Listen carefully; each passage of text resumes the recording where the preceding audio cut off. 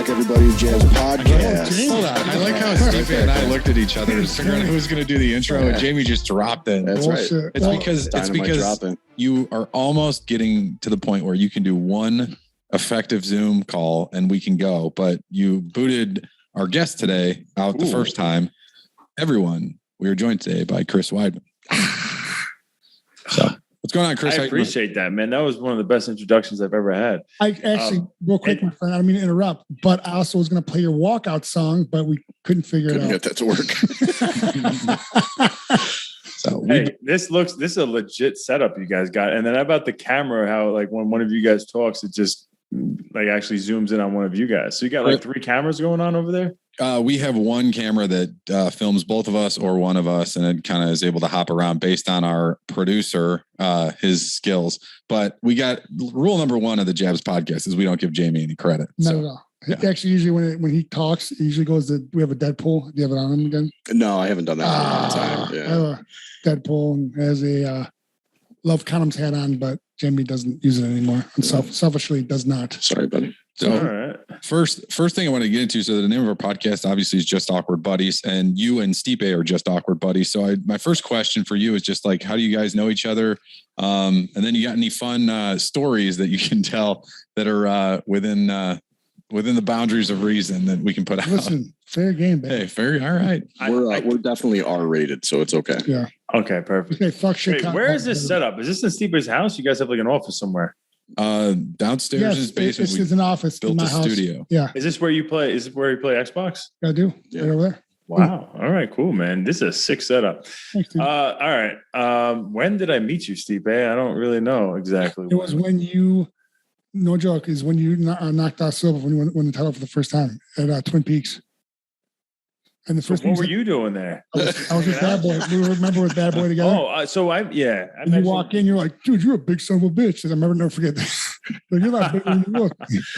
Yeah. So I actually do remember that. And then I just remember hanging out with you in Vegas multiple times. And then slowly Volante started getting close to you. And then you had him come out to your training camp.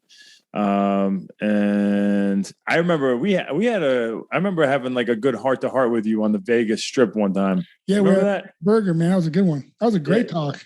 Yeah, we had some good, like, deep conversations that won't be on podcasts anytime soon. But it was cool. Just Stipe is one of those dudes who I guess I could trust with stories, and I guess I'll tell you guys after. And so the podcast tells everything. You've already told me a couple of them. This podcast is just not. It's not. He can't say anything. I can't say anything. But I don't know where I'm going with this. But Stipe is the man. I don't know. We met and then we like became friends, and we hung out a bunch of times. He's the best. His wife Ryan's awesome, and So my only question at this point in time for you, Chris, this is Jamie. Is your dog okay? Is he in the? Well, it's funny you say that. It's funny and not funny because actually my parents put down their dog today. Oh shit! And she was actually Jamie's a Debbie Downer of the fucking group. Every episode, it's a terrible day. She was a Shiba Inu, and not to be confused with the Shiba coin that everybody's putting money on, the crypto. Yeah, but she ended up going blind in one eye, and then she had what the hell is it called when the pressure in your eye is too much? I forgot the scientific name for it, the medical term for it, but we had to take one of the eyeballs out, and then the other one went blind. Then she couldn't really smell. She couldn't. I think she might have been able to taste. That's about it. She had no senses. She would bump into walls. It's called COVID. Look at you, Jamie. She went through a tough time, and then just recently today. Sorry. Jamie, put her down. Jamie, the bringer of joy. Awesome dog. All right, guys, I gotta go. All right. I get it. Do we need to take a break? Jamie, did you force us to have to take a break? This is great. So you've obviously had a lot of success in the UFC. And then Stipe too, because last time I didn't give Stipe his credit. He yelled at me in the last interview we did. But so just tell us what your experience in UFC is like and what it's like kind of coming up in the fight game. I know we've talked about it on past podcasts with Stipe about how he started and everything like that. If you want to get into it, that'd be great. Yeah. So I started off as a wrestler. I wrestled through college. And then in 2008, I stayed on as an assistant coach at Haas University, where I graduated from. and was getting my master's degree and trying out for the Olympics, for the 2008 Olympics. I ended up getting injured right before the Olympic trials. And so I was at like a point where like, all right, am I going to keep doing, wrestling for the next few years and then try out for the 2012 Olympics, or let me try this fight thing. And I was helping out a couple of fighters in the like locally with their wrestling. So I started kind of like getting a little bit into it, but I still thought they were crazy. And I was like, I didn't like initially think I was going to be doing it. But I grew up like in a tougher neighborhood, and my brother was like a very big, scary guy that used to beat the crap out of me and make me fight all of his friends. And it was just a crazy experience. And so everyone from my hometown would always hit me up and be like, yo, you got to do MMA, because I knew how I grew up. And then they knew I had the wrestling credentials on top of it. So they're like, bro, you have to fight. And I'm like, you maybe makes sense. And then so I did jujitsu for 3 months at Sarah's Academy, and it was in Levittown at the time. And after 3 months of doing it, I went into this grappler's quest, and I had no money at the time. I was living in my parents' basement, and I was broke. And I was making $12,000 a year at Hasha as an assistant coach. So not making much money. My wife was getting her accounting degree. Oh no, I'm sorry. She just got her accounting job, and she had her CPA for like the #1 accounting firm in the world. So she was like, crushing it. And I was like this embarrassing boyfriend, that she'd take to like the holiday parties, and they'd be like, oh, what do you do for a living? And I'm like, assistant wrestling coach at Hasha University, a volunteer. So I started getting to the point where, and we had a baby on the way. So I'm like, man, I got to make money. And so this jiu-jitsu tournament came around. I ended up, basically, long story made short, is I submitted everybody, 13 opponents, and I won $2,000. I won a $2,000 clothing sponsorship, and I got a championship belt. And after all the years of wrestling, I've never made $1 wrestling. And I'm like, yo, this is crazy. I could do this every month and make way more money than I'm making during the year. I was like, let me just learn how to strike and then put it all together. I think I'll be good. And then literally 6 months after that tournament, I had my first professional fight. And then next thing I know, at 4-0, I was in the UFC, and boom, kept going. That's awesome. I love hearing the stories of where people started from. That's fantastic. He's from the mean streets of New York, bro. I know. We heard from Volante. I'm a true gangster, Yeah, Volante. Hey, Diaz, relax yourself. I'm from Long Beach, guys. I'm fat. That's Volante. But Volante was on the podcast earlier, and he was telling us a story about he was out with you one night, and you guys roughed up a couple of people out in New York on the streets. I'm sure there's plenty of those stories. Oh yeah. So there was one time. So Volante is just a shit stirrer. He's way more intimidating looking than me. Hold on. You know what's funny? I think Volante flipped that the other way. Yeah. Volante wasn't the shit stirrer in his story. I'm pretty sure it was you. Yeah. And he lied to you guys, because these are stories we've told together, and he has not even. We argue about everything. This is one thing he'll admit.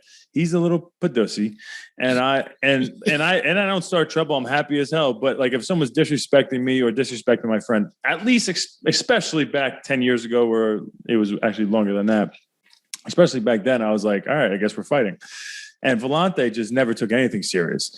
So I'll tell this story real fast. So it was a funny one. So we're in this and I think I might have had my first UFC fight, but nobody knew who I was. And Volante was in Strikeforce. And we went, George, right? Stipe? Oh, I love George. So we went out, George. George has money, and me and Volante both had no money, especially at that time. So we go out to this club, and we get a table. We're hanging out. We're drinking bottles.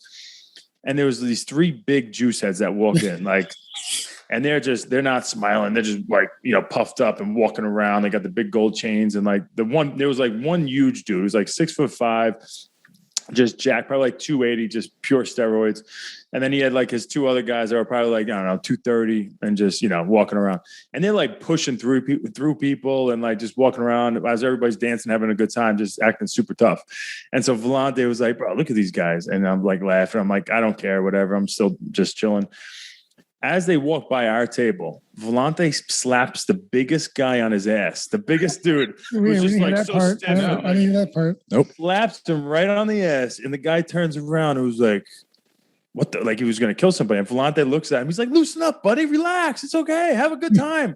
And so the guy just keeps walking. He looks at Volante who the fuck is that guy? He's used to everybody being afraid of him. And Volante just goes over and slaps him on the ass. So he was so confused.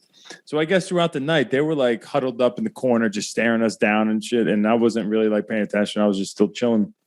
And I guess like as the place is closing, someone runs over to me and was like, yo, Volante's about to get in a fight. You got to go help him out. And so I'm like, all right. So I run over to him. And there's this Mercedes-Benz that's parked in front of the club, and Volante is going back and forth with the kid that's driving the car. And I know it's just those 3 kids in the car now. So I guess they called out Volante or whatever. And so Volante is going back and forth with them. He's saying the stupidest things, you know, and they're not bothered. They're not doing anything.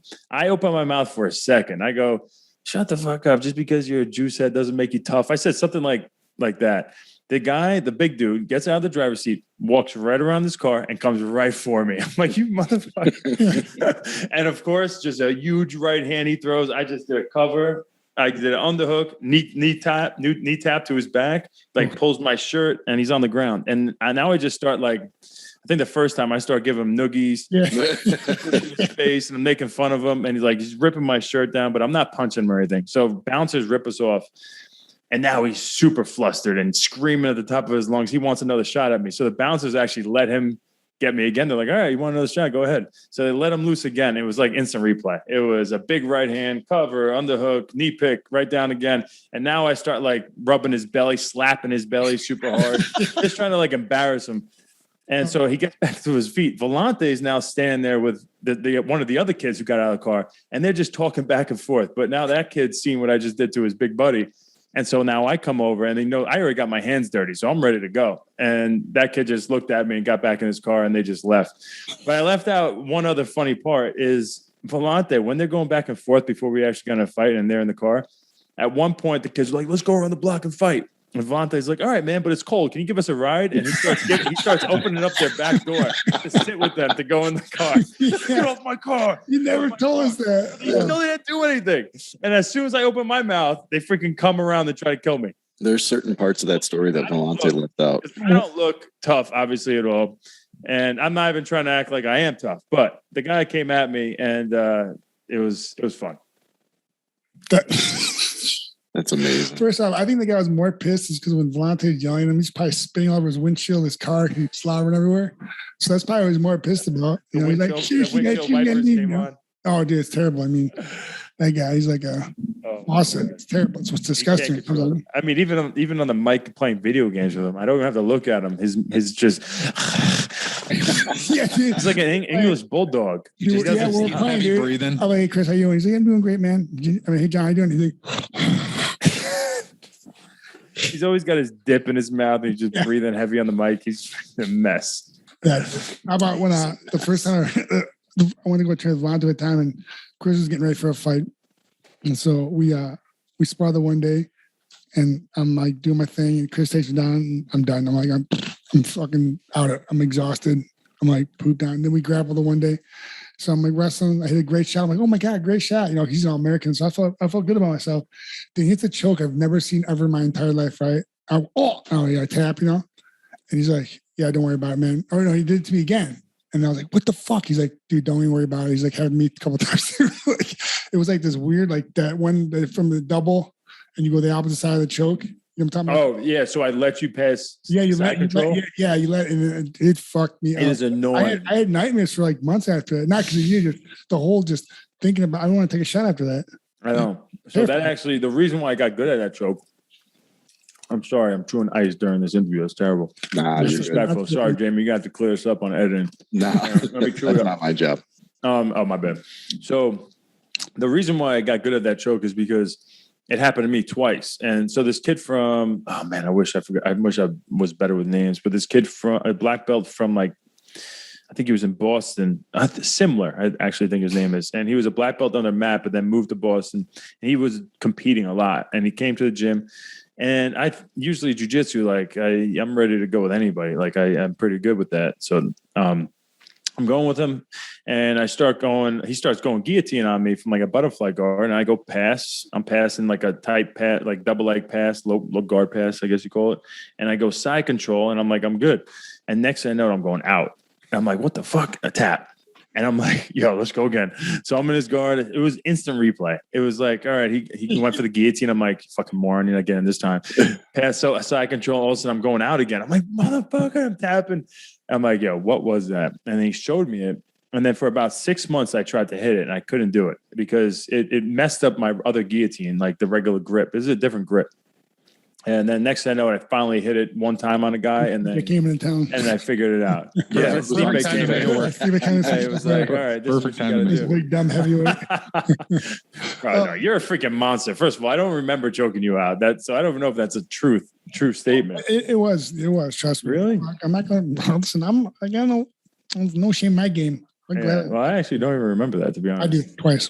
Really? I remember taking you down sparring, but I don't remember. Oh, I was terrible, man. I was like, you were shot. You were so tired. Oh, dude, it was great. Oh, we did. That sparring day, we sparred with Volante. We all sparred with, and we sparred with that the heavyweight boxer. That was later in the week.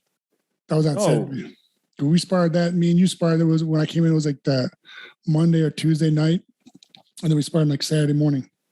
Wait, we didn't do that. I thought I went from sparring you to sparring Kanaki. I thought. Oh, maybe that night too. Maybe you didn't spar him that day. I didn't. Yeah. Yeah, I think me and Volante rotated. That guy doesn't stop throwing punches either. He's a heavyweight. Oh my god! Like the Energizer Bunny. When He just keeps coming forward. Yeah. When Volante was training with you guys, was he Fat John or was he like super in shape? He's always Fat John. He's always Fat John. If he doesn't look fat, he still acts fat. That's the truth. Listen, to get, like, as much as we shit on Volante he's super talented. That's what's so frustrating. If he actually put effort in and didn't think everything was a joke, he thinks like jiu-jitsu's stupid. Like he thinks everything is just stupid. And like so then he doesn't like learn anything. You play Call of Duty, he's like, Fernandez looks stupid. Rebirth's the way to go.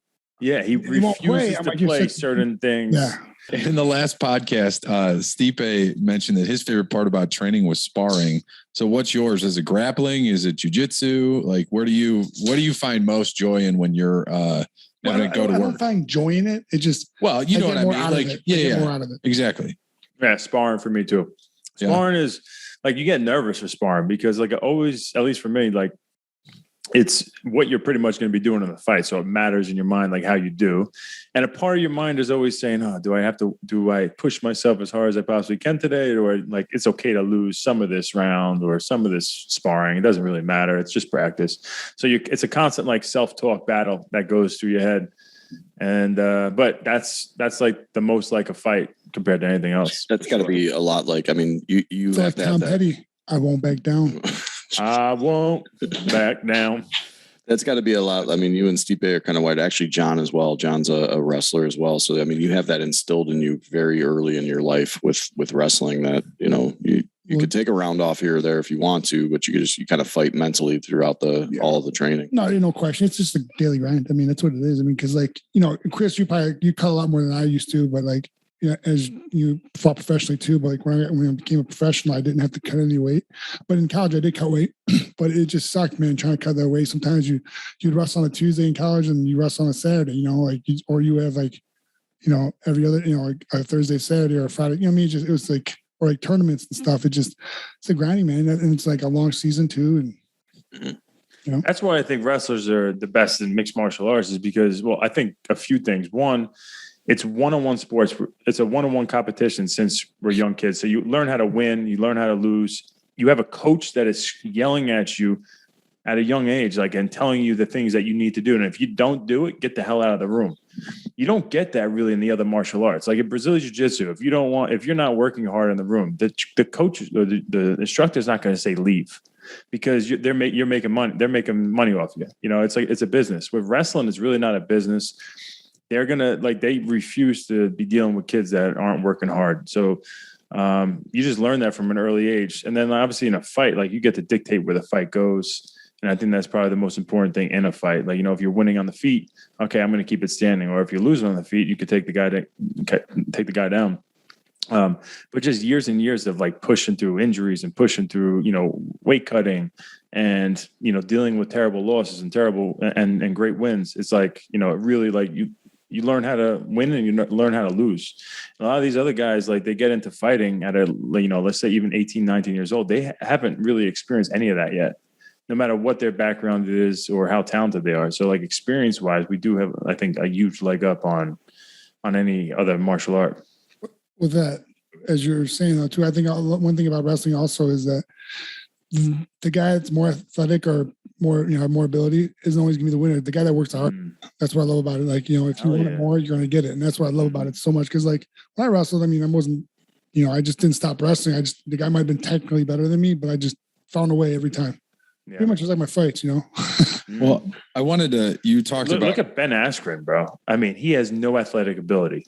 And he figured out a way using his brain to become really one of the best collegiate wrestlers of all time. I'm not saying he became one of the best fighters of all time, but for wrestling, he really is. He created this funk, which now literally just changed the sport of wrestling forever. Mm-hmm. And it was, and I just think he had no athletic ability at all. And I'm sure he got his ass kicked as a little kid over and over again. And he figured out a way with his body and his attributes to freaking outsmart these guys and create these scrambles and figured out how to win in these scrambles. He created like a whole methodology. Yeah. I was just going to say, you were talking about earlier about sparring and how it kind of gives you an idea how you would do in a fight and how you kind of measure yourself up for it. And I've watched pay-per-views and UFC fight cards and stuff with Stipe, and he can sit there and watch a fight and he's like, oh, this person's winning this round. They got this, this, and this. And so like in his head, he kind of knows, which I would have to imagine like in a fight. Joke. I have no idea. In a fight, you're not paying attention. Sometimes like, I don't know what the judges are thinking. Like when I'm watching it personally, it's different. But when I'm in it, like you're not thinking about like you're thinking, of course you're winning, but sometimes like, you think you got hit the one time, like, oh man, that was a bad shot. Like, did it look that bad? And you just don't know. Like, did your shots look? I don't know. It just I think weird. You know what I mean? Now, so that's parlays into my question for you, Chris. Is when you're in a fight, are you sitting there going like, okay, I think I got this one, or oh, I got clipped here, and maybe I'm down like in this round or whatever? Is that in your head at all? Or are you just like in the moment of what's happening at this moment? I'm not thinking about every little detail and if I won that round or. Honestly, I think I would have probably done better. It's kind of a blessing and a curse. I don't know. A part of me is just go, go, go, go, go. I don't care if I, winning or losing. I'm just grinding. I'm trying to like mentally and physically break this guy. But there's a lot of fights. Like a lot of the fights I've lost, I was up on the scorecards, and it probably would have been smart to be like, I'm up 2 rounds to 0 right now in this third round. I could just like play it smart and be on the outside, but instead I just can't help but like move forward. You want that knockout, man? You want that 50K? Yeah, I just got to finish. I got to finish this guy, and then I've had losses because of that. But I've also had my career. I think the great points of my career, I think, was also because of that same mindset. So I think it was like a blessing and curse. Real quick, Chris, just want to let you know, I'm glad I changed shirts because I legit had the same exact shirt on. Is it fresh T-shirts? Fresh? Yes, it is. Did you get it from Instagram? Did Instagram ads get you? Yeah, someone gave it to me, dude. You have your Xbox sitting in the box right next to you right now. Stipe just set his up. You guys had the same shirt on. We did. This is strange. This is meant to happen. Good looking motherfuckers. New York version of Stipe is over. Hey, yo. I don't. Huh? It's so natural. Right? Oh yeah. Stop it. So these guys are getting into the like technical fighting questions. My only question is, what are you drinking, man? What'd you just pour? The Balvenie. All right, very good. It's a Scotch. Let me see what. It's a Scotch. No, I don't know. Someone gave one of my buddies. I don't know why it's not focusing. You can't see it. But one of my sponsors, Fellowship Home Loans. They're a mortgage company out of New York. They're awesome. Michael and Brian. When I got injured, they sent this to me, and I just started drinking it like a couple of days ago. And how you feeling? And I haven't been drinking that much because of my injury, because of my recovery. Fine, guys. Yeah. I go to sleep.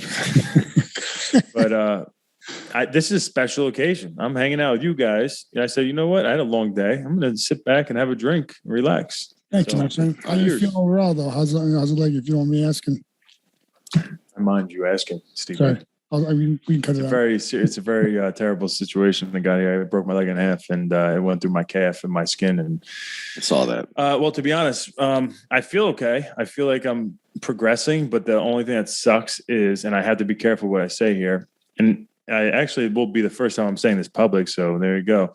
Is some doctors, some prevalent doctors in the world had got a hold of my x-rays from social media and have now told me that they think, in their expert opinion, that the rod that was put through my tibia bone is too long.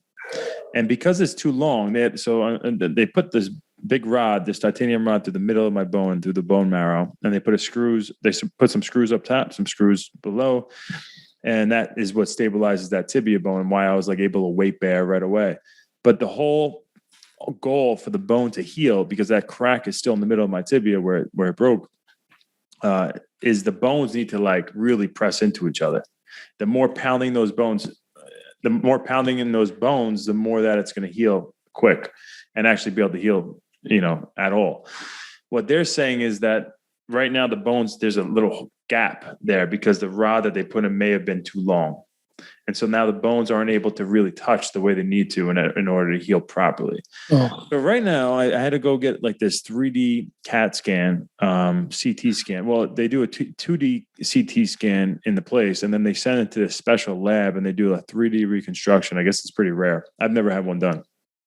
And I was supposed to, this has now been 2 weeks. I've been in limbo waiting to I heard this from the doctors about 2 weeks ago. And now I'm like in limbo, like, all right, do I need another surgery? What does that mean? Like, what the fuck is going on?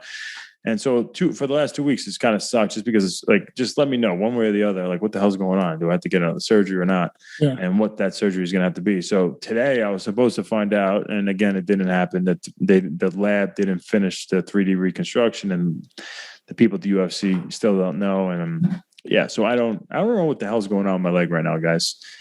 But you're drinking, so that's all that matters. Yeah, I'm feeling good though. And honestly, whatever it is, whether it's another surgery or whatever, it is what it is. I'll be fine. I'll get through it. It will just be another grind. Another page in the book. Good answer. That's it. Another grind. Yeah. Another grind. Yeah. Yeah. You just talked about grinding through everything, through fighting and everything else.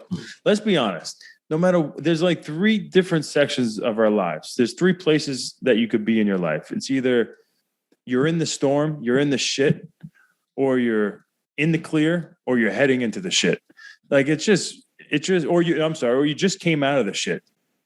It's 3 though. It's 3. One of those are out. And right, like if everything's going good in your life right now, I'm sorry to say, like at some point, something's coming. That's just life. Like nothing, your life isn't going to be perfect. So I don't give, like, no matter what, it's fine. I'll be good. And also a couple things about John real quick over here. He was really, really, really, really fat.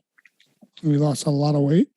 Thanks, I'm very proud of you. Thanks. And also his dad gave him this Browns coat that he had sex on with his mom. That's how not true. Wait, what? Your dad gave you a what to suck on? His dad gave him this Browns coat, but he wore it and he had sex with his mom. And that's how Jonathan was born. So he gave it to him like a memento. That's not what happened. Wait, your dad wore a special jacket when he had sex. He's so confused. Yeah, and then he handed it down to John. And now this is like the hand-me-down? This is an ongoing joke that the two of them find funny. His dad wearing his coat when he banged his mom. That's how he was born. And now Chris Weidman finds it funny. John, how do you feel, honestly, I'm just being honest, how do you feel about them saying that like someone, even your dad, was banging your mom? Like that terminology, does that sting a little bit? Oh, it doesn't bother. Nothing really bothers me. You saw my mom in her underwear once. Nothing really bothers. You saw your mom in her underwear? You saw? Nope. It was not an accident, and I'm also Stipe's dad, so just figure it out. It's all a mess. But Steve, you guys just eat that one. You guys take it. Why is it zoomed in on Stipe right now? We covered this story in a past podcast, but we were at a cabin and I got up and went to the bathroom at like 5 a.m. and stood over her bed and watched her sleep. Oh, Jesus. His mom was letting their dog out and thought that no one was awake. And I ran into her in the hallway and I was like, oh, sorry, I got to use the bathroom. And I walked in the bathroom. I was like half asleep and half like hungover from the night before.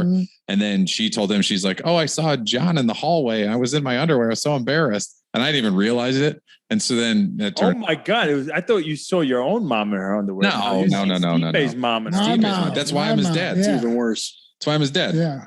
He told me. What else happened that night? I don't know. What else? We drank your brother under the table. Oh, God, we were playing quarters with shots of Fireball and drank his. He actually came up with that game too. The table. The dumbest thing ever. Like, terrible what do idea. quarters? Yeah. We just, Wait, what do you do with quarters? How So, does no, that no, you work? take a quarter and you say heads or tails. And you say tails. If it's heads, you have to do a shot. And you pass the next person, it goes around and around. it's not your normal quarters. We didn't have a shot glass. So Okay. we turned it into a 50-50 game. of Okay. heads I or was like, tails. wait, quarters is you bounce into a shot glass. legit, my brother got it like every time. Yeah, He he's like, oh, let's play this game. And we started doing this because we didn't have a shot glass. And Yeah, he he lost every time. Wait, how old's your brother? Younger, older? See, I'm 27. Yeah, he's way younger. Oh, younger. At the time, Yeah, I think he was like 22, like or Yeah, 21. He had yeah. like just turned 21 and we made him pay. It's one thing I've learned with you two is to never play a drinking game with you. Yeah, Chris, we are professional drinking gamers. I ain't scared. I'm not even drinking right now. Let's play a drinking game right now. Beer pong, cornhole, Beersby. Oh, I love these games. Hey, wait, what do you guys call it? This is actually. No, we got to get together and we got to do like an Olympics. I'm in. We got to do like cornhole and like. Dude, I found a new one called beer darts. Phenomenal. Beer darts? Beer darts. It's so scary. What do you do? What do you do? Well, there's two ways to play it. You got to like, play it the scary way. Like we played and I played In it in the between your circle. feet. Oh yeah, no, I got drilled. So there's two ways. Yo, don't tell them about the time we played basketball. I'm sorry. I don't mean to interrupt. Go ahead. Keep going. He was fighting. I had to let him win. Now I want to hear. Oh, look at him. I like the close up on it. Look at him. He's busted up. What's up? Wait, what happened with basketball? I did. It was horse. We lost. Okay. That was it? Yeah. Wait, what? I think there's Look a at him better. downplaying the story. He wanted 2 out of 3. I had to beat him again. 2 games straight. No, there was Girl, I will say you are good, Stipe. You are good for a fighter. You're very good and a wrestler. He's very athletic. I heard when you were on the Detroit Pistons basketball court, you were the best one there out of the UFC fighters. But I wasn't there. No big deal. What? I had 22 foul shots in a row. For the Detroit. Just hanging out practicing. Yeah, with me, if I was with Funkmaster. I was like, boop, boop, boop, boop. How terrible is he? You know what? He's got good dribbling. I'll give him that. No, he doesn't. You're confused. That was someone else. That was someone else. No. Yeah, I'm too high with the ball. That's my problem. You know what I'm saying? Like they're real low to the ground. Stipe is really good at horse, but when it comes to actually playing basketball, he's not that good. Really? I would think he's pretty good. Are you good, John? I am not good. I am the stereotypical wrestler that was never good at basketball. Oh, you're a wrestler? Yeah, I played basketball, I think like in 6th grade. I quit wrestling in 6th grade for a year to play basketball. And I was like, yeah, all my friends play. This is fun. Da, da, da. And then I sucked. And I was like, all right, I'm going to go back to wrestling. So, and then Are you tall? I'm 6'4". Yeah. Okay. You're tall. So, but and you wrestled. How long did you wrestle for? A feminine 6'4". I wrestled for 13 years, but I stopped. I didn't wrestle in college. I stopped before I got to college. So in Ohio? Yeah, but I wrestled for 13 years. Yeah. How good were you? I think it was like a match away from the state tournament. I was okay. You think? You know what the hell you are. Listen, wrestlers know exactly. I was like a match away from the state tournament. Weidman is calling you out for being. Yeah, come on, bro. I'm trying to downplay. I sucked. I was okay. Well, now. Did you have a winning record? Yeah. Did you suck or you were okay? I was okay. I was okay. Chris, he is now the associate assistant to the assistant head coach at a very predominant high school here in Cleveland, Ohio. So you're a fan of wrestling. Good. Yeah. That's why Stipe. Why Stipe is friends with you. Actually, yeah. That's, I knew his wife. I've known his wife since like 7th grade. Come on, this is getting crazy. It's first his mom, now his wife. My best friend is his wife's cousin. I come from work. He's like walking around the house. I'm like, bro, you didn't hear somebody? No, I knew it first. What's the big deal? So actually, no, that's a good time. So speaking of wrestling, we got the Summer Olympics coming up. Olympic wrestling is going to be in it. Are you planning on watching any of that? Like, have you followed any of that stuff? Yes, I who the hell's on the team right now? So Yanni didn't make it. You got Snyder's on it. Jaden Cox didn't make weight or something, right? He didn't make weight in the trials. Yeah, that was a really weird. He said he thought it was a different time and he like missed weight. Did we get an interview from him actually explaining what happened? It was really odd. No, I don't think so. I've never heard like a legit thing coming from him on what happened. And I heard, I don't know, maybe, I don't know where the hell I heard it from, but someone told me that rumor mill. He heard like, it was like a minute after the weigh-ins. He was like, oh wait, no one told me I was supposed to be coming to the scale. And they're like, you can't. It's too late now. That's what I heard. Yeah, it was something like that. Yeah, it was weird. And he was on weight. No one he was on weight. Is the no story one- I heard, which is crazy. Yeah. And no one called him like, "Hey, dude, you coming?" Like, Yeah, like I heard that there was just a miscommunication, and then USA Wrestling wasn't gonna bend the rules. That seems like a really major stupid. He might be one of the best wrestlers. Yeah. One of the best wrestlers America has ever had, in my opinion. Like it's we odd have for so it to many good happen. wrestlers on this team. Are you like? Yeah. David, Right? Some of the- got David Taylor, Kyle Dake. yeah. They're going to be studs. Was Gabriel Stevenson? Is it Gabriel? Gabe Stevenson, yeah. Yeah, Oh, Gabe that- Stevenson. Listen, that dude's going to be a senior, and I'm terrified of him. He might not. Bro, he is a bro. He would throw me around like a He rag looks doll. older than me. Has I'm he scared. has he decided if he's going to wrestle that last year or not? Because supposedly he's got a WWE offer or something. Wow. Good for him, dude.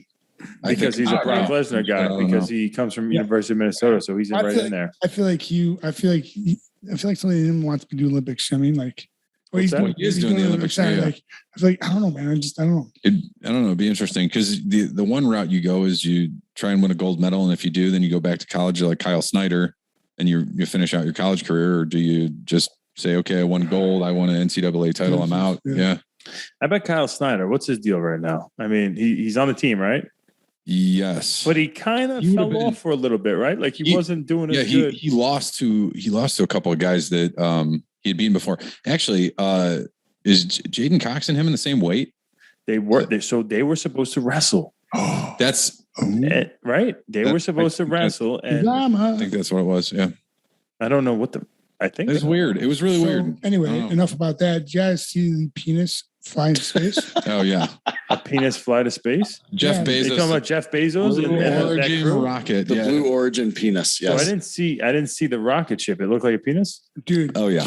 Yes. They definitely did it on purpose. 100%. 100%. 100%. Because Jeff Bezos is single now, so he's probably like, "Yo, ladies." It's like his Batman call. It's like his Batman call, the Batman thing. That's his. Did you see? This guy. Did you see?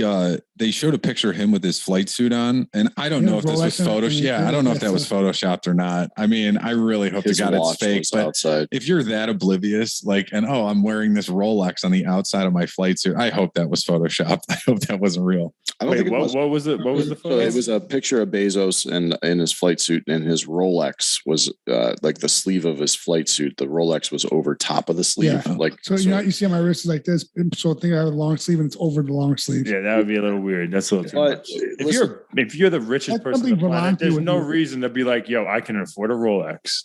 Like we know. Yeah. well, yeah. I'm thinking it's more along the lines of like when you're up in zero G and all that. Like, are you like this way? You're seeing. You can actually pull your hand up and see. I don't know. That's I no. like to think he did. Oh yeah, I guess Not that that makes fucking sense actually. No, that's or he could have got sponsored. We don't know. Well, does Now he we're- need a sponsor? They'll be like, "Yo, Rolex, you're mine."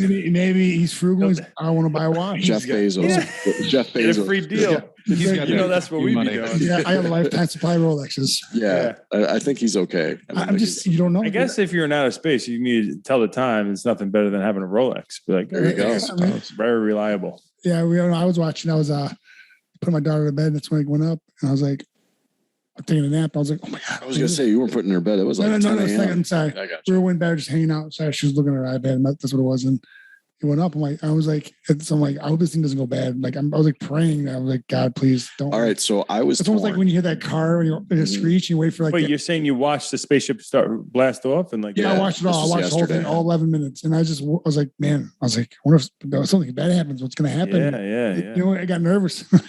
There was one point of it where I was like, "Am I rooting for this to blow up? What's happening right now?" I didn't watch this. I didn't know it was happening. Oh You know, yeah, it just occurred to me though that Volante wouldn't even know anything we're talking about right now. He doesn't know who Jeff Bezos is. Guaranteed. Guaranteed. No, Never heard of the no. name. Doesn't care. Like he thinks we're losers for even talking about it. Yeah. It just occurred to me. He probably doesn't read books, so he has no idea what Amazon is. No, he thinks social media is stupid. Even though He's he's like, not "Ah." 24 Any self promotion, like if I ever put up a picture of myself, like in advertising, like a company or anything like a positive slogan or inspiring saying, he's gonna do the throw up emoji and be like, he hates me. That's what I did He today. hates it.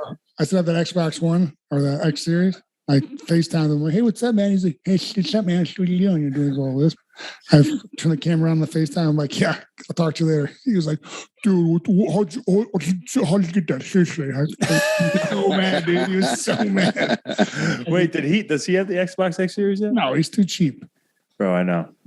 I honestly, I was right there with him. I wasn't going to buy it myself. And then thanks to Vayner Sports, we got one coming. We got a tournament coming and just got me an Xbox. Are you are you a big time gamer? Is that why they sent it to you? Or do you do it casually or like it's Twitch? At this point, I will say, I think my potential in gaming is very high. I've been playing games since I'm a little kid. I'm a PC guy, so I could be mouse and keyboard, which is very impressive for the older gamers out there. Like, oh shit, you mouse and keyboard. Yeah.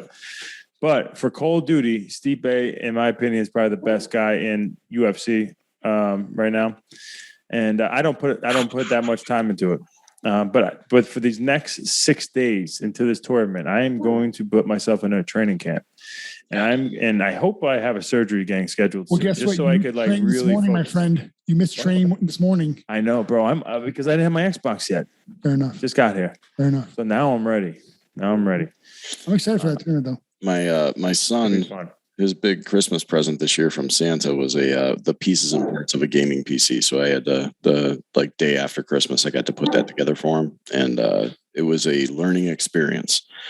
Like, wait, you put together the gaming PC? Yeah, like the motherboard. Like I had all the pieces. Oh wow! I actually had to put it all together for him, and it took me 2 days. It was actually an awesome experience for me, just learning how to do it. But then he got on it and he made it like an hour, and he was like, "I hate it." And I was like, "Dude, stop."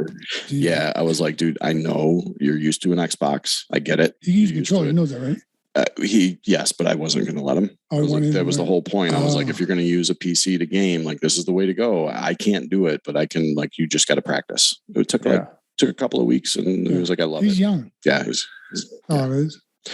Yep. Sugar Sean O'Malley might be good at Call of Duty, though, right? He plays all the time. He's better than me, probably. Is he better than you? Yeah, I mean, well, they're great. No, but honestly, though, is he better than you? Yeah. You watched him? No, he's good. He's good. He's a good gamer. He's real good. Look at Weidman pulling the answer out. Yeah. He's like, today, Junior. A young kid who smokes a little bit of weed here and there, just likes gaming, man. Good for him. Listen, one day I will live that life. Yeah, fuck yeah. Maybe not soon, but one day. Be a little while. Yeah. And you think at one point, like when you're retired and your kids are out of high school, they're in like maybe out of college, they have their own families. Would you just smoke weed every day and play video games? Or they're in high school, or Stipe's just waiting for retirement. He's going to grow out. He has told me from day or they're in elementary school. Or tomorrow. He's told me from day one, as soon as he retires, bag of weed, he's going to have dreadlocks and he's going to get super fat. Like, with a massive beard. Yeah, bro, you know what? At some point, it's like, do I just deserve to chill out and relax and kind of do what I want to do? After the life you guys have lived up to this point, yes, you should be able to relax and have fun. Yeah, Steve, we have put ourselves through shit. I got to be honest. Let me tell you something. Listen, we've stolen strollers, like gas-powered, like car strollers for like old people through Vegas. Remember that? Oh my gosh. Yeah. We were hanging out Demi Lovato that night. Do you remember that? Oh, we did. I forgot I was hammered. Yeah. How do you forget? Well, Stipe, when Stipe decides to go all in, he is a scary person. He actually puts Volante to shame on his craziness. Yes. Like it's a little scary. I mean, I could get there, but Stipe is a scarier version. I do it all the time. I forgot that you were hanging out with Demi Lovato. Yeah, I was fucked up, dude. Are you serious? Yeah. Well, it was like the one time I went to the fucking Cubs game and I met Lady Gaga. I couldn't even sing the song because I was so drunk. Yeah, you were. Dude, Chris, I met Lady Gaga one time and she's like, I was like, I love your song. Oh, it's more just, I love your song. She's like, oh, let me hear one. I'm like, poker face. Like, oh, that's cute. And she walked away. Stop. Yeah. Wait, she put you on the spot to sing it? And I don't. I wouldn't be able to do that on the spot either. I don't know if she asked. Or No, did she volunteer. No, she said. And did you rip your shirt off and just start trying to sing it, Bradley Cooper style? No, I was fat then. However, that night at the Chicago Cubs at Wrigley Field, you went to the bathroom and pulled your fucking pants to your ankles at the trough. And my butt cheeks hanging out. Listen, so we're clapping. Hey, there you go. Deep. So it was a good night. Yeah. I mean, hey, You got to go for it when you're in that state of mind. I've done a lot of crazy shit. So we were, you guys were talking about going through shit and having like UFC. It's obviously a grind. It's hard and everything like that. And going through shit. So that leads me to the question we were talking about before we started recording for the podcast. Marry one, kill one, fuck one, go. No, when you broke your leg, like everybody talks about when the people that have gone through like traumatic injuries like that, they say like, oh, it's like you can't even feel it because your body goes into that shock. Like, did you go, oh fuck, this really fucking hurt? Or was it just your body kind of went into shock and the adrenaline rush there? And like, what was that like? Bro, I mean, it was fucking a nightmare. I gotta be honest. I kicked Uriah Hall. I look him in the eyes and I thought, let me give you the whole backdrop on this thing. And I only will bring this up because Anthony Smith had brought it up in an interview, and he's talked about it on his podcast, even with me. Whatever, it is what it is. Me and Anthony Smith came out to train with me for a week leading up to this fight because he was on the same card. And I don't really ever throw calf kicks too much, but for this training camp, I'm like, you know what? I'm going to start throwing calf kicks. It looks like it's hurting everybody. All right, boom. So I throw a calf kick on Anthony Smith in sparring, and boom. It landed pretty good. He falls down and he's like in agony. He's in pain. And then he knees me in the balls after he gets up, like, after 5 minutes of being down. And he tells me, well, he told me that his calf was still messed up from like 2 fights ago. Like, it's sensitive. I'm like, fuck, bro, you should have told me I want to calf kick you. So whatever. That was probably the last time I calf kicked anybody in sparring. And then we go into the fight. And I've never calf kicked anybody in a fight.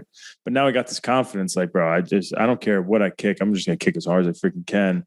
And below the knee, even if he checks it, I'm good. I don't care. So I do it. I had boom. It was like a shotgun went off in that building. And I look at him in the eyes and I'm like, bro, that you can't take any more of those. Like he has to be in pain. And then as I put my leg down, I guess my leg wasn't there anymore. And I just remember seeing my leg, looking down at it as I fall and realizing it looks like rubber. And all I could think about was Anderson Silva. I mean, I've only seen it really one other time in my life. It was Anderson Silva's leg, and I was right there. I'm like, what the fuck? That's my leg? Like, what the fuck? Are you kidding me? And I go face down. I look up at Uriah Hall. I'm like, bro, don't come any closer. You win.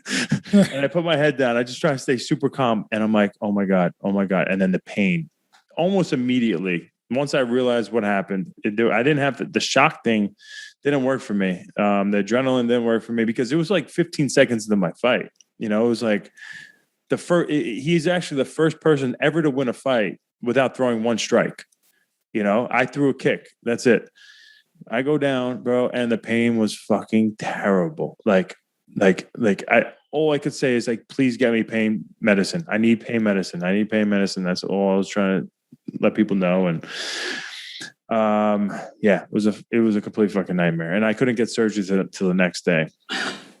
And then fast forward, you got Conor McGregor. I mean, his was over time. It had to have been different because there's no way this guy's talking shit, calling Poirier's wife a hoe still, and like talking all this trash to Poirier while his leg is broken.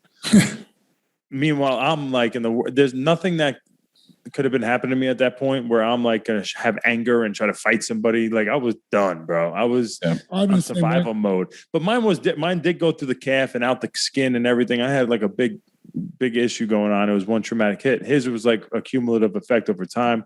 So I'm guessing pain-wise, it had to be a little bit different. There had to be something different because for that guy to be talking crap still just boggled my mind. I'm like, how is this guy angry and talking shit as if his leg's not hanging by the skin right now?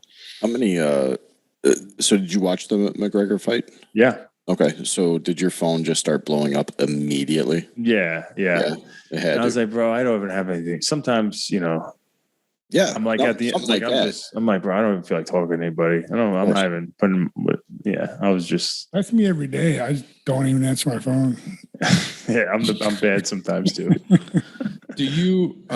We were talking. Stipe is not a big shit talker in his fights. Like, do you kind of lean more towards? Do you think you lean more towards the McGregor side, where you want to talk shit, or do you more like go about my business and take care of business? I guess.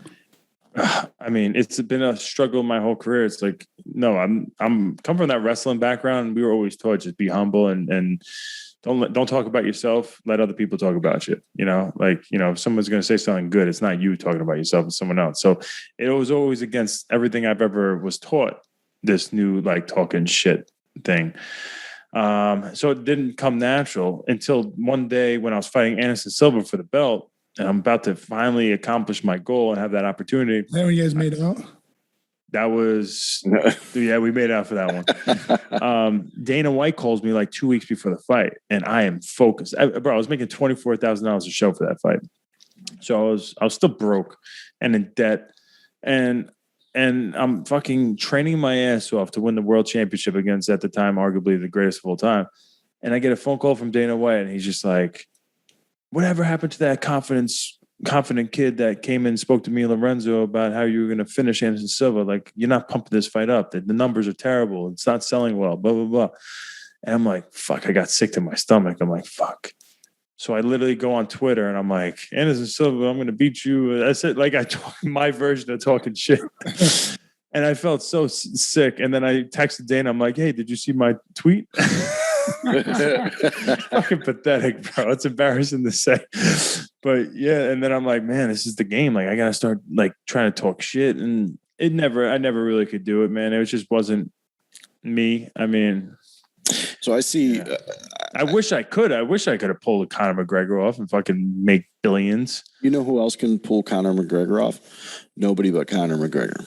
Yeah, exactly. You know, that's a once in a generation one. Like, I see Dana White's side of it to try to pump the fight up and blah blah blah blah blah, but also to do that to somebody that 2 weeks out that's in training camp is so fucked up, bro. Yeah, my coaches like Longo was fucking pissed, bro. Because I was a very naive kid at that point too. I didn't understand anything. I was almost like a pure wrestler mindset kid.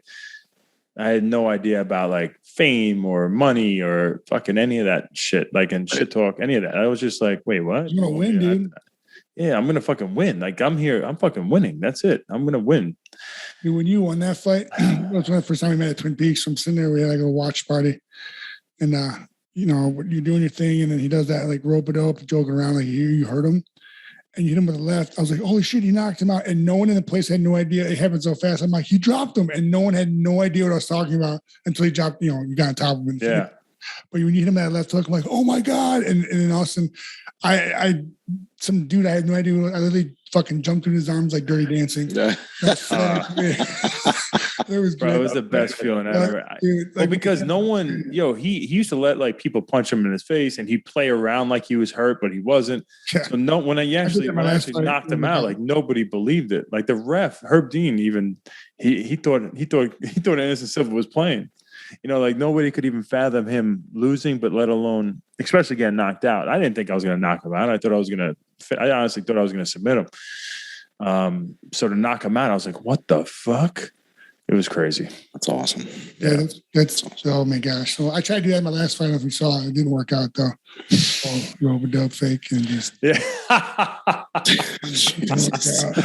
Oh my God. What happened? I lost. It's too soon, Steve Bay. We only could talk about losses after like 2 years. Oh, sorry.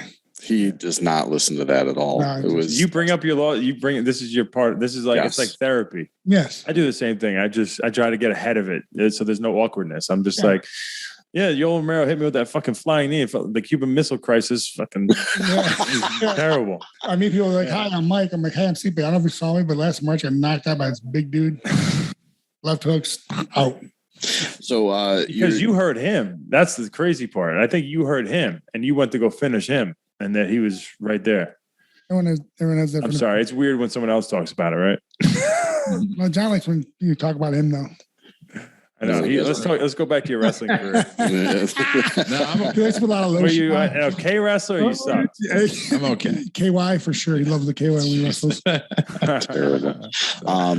55 minutes, guys. Oh. If you, we don't want to take up too much of your time, Chris. I'm good. If you, we got a game here in a little bit. I'm going to jump on some Call of Duty with Steve Bay. You guys got to start house and keyboard style. John, you shut your face right now and don't tell us what to do. You got to start your training camp for your tournament. Wait, does Jamie, do you game? No, he used to. I used to a lot. Yeah, I'm I'm busy. Wait, who's the other guy that you game with all the time, Stipe? Johnny. Johnny. Okay. And then Nate too. I think they're playing tonight. So okay. I play with Volante, but then he plays with. He's not on Discord, and he's stupid. I could picture him just yelling at little kids. I do all Volante. The entire time. Yeah. He's actually quiet. He actually when he plays. He's like this. He's like this. We're playing. Well, hey guys, this guy with a 344. Like that's like the range you're in. And John's like. He's always camping somewhere. He's the safest Call of Duty player. Yeah, right? I'm like, dude, I remember one game we played. Dude, listen, we played the one game. I had like crazy amount of damage kills. So two other guys, crazy amount of. John legit had less than 100 damage with no kills. I go, John, what are you doing? He's like, I'll just make you guys sure we're still alive. Like you guys went down. I'll make you guys still less alive. than 100 with 0 kills. I swear to God. That's impressive. Oh, he's bad. You know who's on it? And I don't know why I'm picking on him right now, but Wonder Boy is the worst gamer. Oh.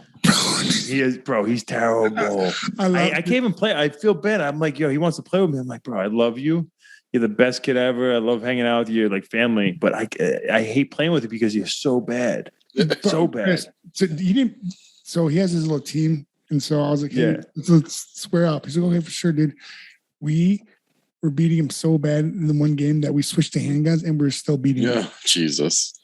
It was so bad. Like he has a hard time figuring it out. And like, yeah, dude, I love him though. He's fun though, but he's fun to play with because he's just like always positive, and you're like, he's always positive, and he's just he's the best, but he's just sucks at video games. Volante sucks at video games too, but he's not on Wonder Boy's level. Like he's way better than Wonder Boy. Oh yeah, there's no question. And Wonder Boy plays more than almost anybody. So if you combine Volante and Wonder Boy, they'd be like unstoppable in both. Exactly. Two negatives equal positive, right? Is that what you're trying to do? Sure, yeah. I just stopped gaming when they started using the dual joysticks because I'm the guy with the gun pointed at the sky, just going in circles. I can't figure out the fucking. Oh, really? Dude, I stopped. I just gave up. I was what was that, like Super Nintendo or Sega Genesis? God damn, it would have been like PS2, maybe. I think it was like the last thing I owned. Wait, how old are you, Jamie? How old are you? Not Jamie, I'm sorry. Johnny, how old are you? Yeah, I'm 36. Jamie signed the Constitution. All right. Well, on that note, we're going to wrap it up. All right, Chris, I want to say thanks, man. Really appreciate you coming on. You're one of my favorite fighters of all time. And Stipe speaks very, very highly of you. I do. So, thank you, man. I appreciate that. Truly appreciate you taking some time out with us tonight. And as soon as Vayner sends me an Xbox, I'll jump on and play with you as well. I appreciate it. He has one at home. Don't listen to that. Hey, I'll take one too. You guys can. I'll help you guys up your kill count. There you go. Perfect. See that thumb? You know where that thumb goes? You guys can just murder me wherever I ass. You guys can murder me wherever I spawn. I don't want to talk about where his thumb goes. No, I got stories. Anyway, so all right. Thanks for coming on, Chris. Let everybody know where they can find you. Chris Weidman, ChrisWeidman on every social media platform, including TikTok. All right. Hey, real quick. He's on TikTok, guys. And I have my own podcast, Won't Back Down on all the podcast audio platforms and then also on YouTube. So Chris, my YouTube channel is Chris Weidman. I actually just heard this before we came in here today. Stipe told me that you had contacted him to be on your podcast, and that's how he kind of talked you into being here. He reversed it on me. He was motherfucker. John and I just want you. You got to come on mine first. Like, John and I just want you to know that Stipe is now a package deal. So you got all three of us coming with you. So let's go. He's like, I don't want that at all. No. Anyway, all right. Thanks for listening, everybody. You can find us on YouTube at what?